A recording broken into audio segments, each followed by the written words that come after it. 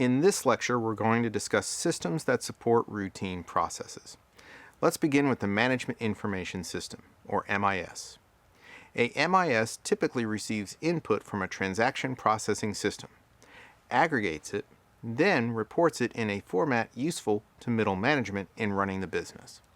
For this reason, MISs are often classified by function or activity, such as with accounting, the general ledger, accounts receivable, accounts payable, payroll processing, fixed asset management, and tax accounting.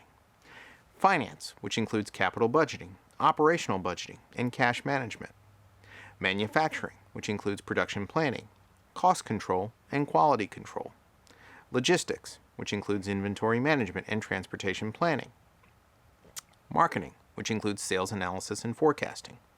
And human resources, which includes projecting payroll, projecting benefits obligations, employment level planning, and employee evaluation tracking. These single-function systems, often called stovepipe systems because of their limited focus, are gradually being replaced by integrated systems that link multiple business activities across the enterprise.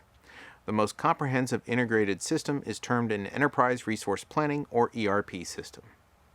An Accounting Information System, or AIS, is a subsystem of a MIS that processes routine, highly structured financial and transactional data relevant to managerial as well as financial accounting.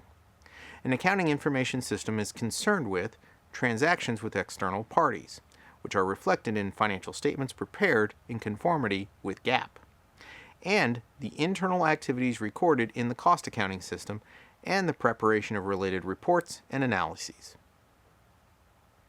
Enterprise Resource Planning, or ERP, is intended to integrate enterprise-wide information systems by creating one database linked to all of an organization's applications. It subsumes traditional MISs. In the traditional ERP system, subsystems share data and coordinate their activities. Thus, if sales receives an order, it can quickly verify that inventory is sufficient to notify shipping to process the order. Otherwise, production is notified to manufacture more of the product with a consequent automatic adjustment of output schedules. If materials are inadequate for this purpose, the system will issue a purchase order. If more labor is needed, human resources will be instructed to reassign or hire employees. The foregoing business processes, and others, should interact seamlessly in an ERP system. The subsystems in a traditional ERP system are internal to the organization. Hence, they are often called back-office functions. The information produced is principally, but not exclusively, intended for internal use